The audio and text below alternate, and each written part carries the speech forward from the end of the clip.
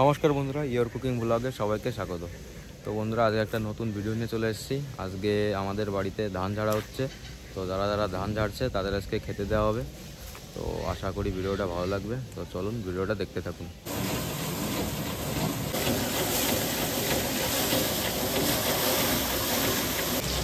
মা এখানে মাছের ঝোল রান্না করার জন্য মাছ ভাজা শুরু করে দিয়েছে।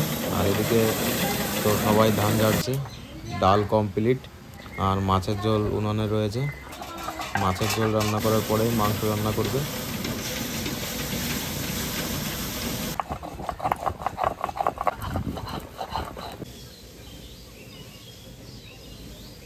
মাছের ঝোল রান্না কমপ্লিট। এখন মাংস রান্নার জন্য তেল দিয়ে দেওয়া হবে। তেজপাতা, জিরে, আদা রসুন কুচি,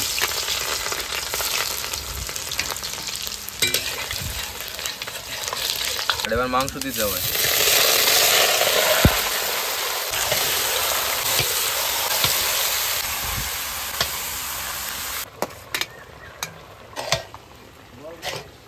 পরিমাণ মতন লবণ, হলুদ, শুকনো লঙ্কার গুঁড়ো,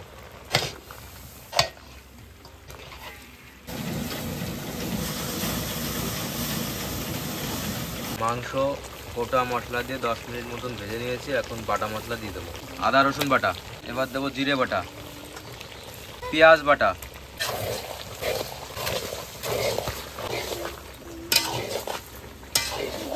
আলু,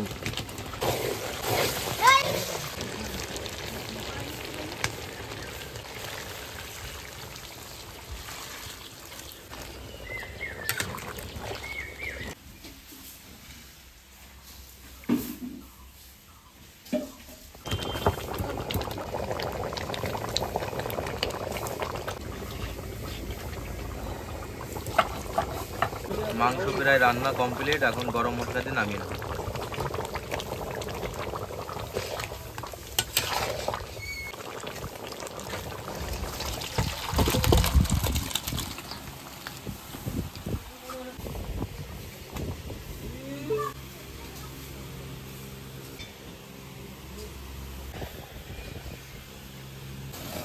ডাল, মাছের ঝোল, মাংস সব রান্না কমপ্লিট হয়ে গেছে। আর এদিকে কাজও কমপ্লিট। তো সবাইকে এখন খেতে বসিয়ে দেওয়া হয়েছে।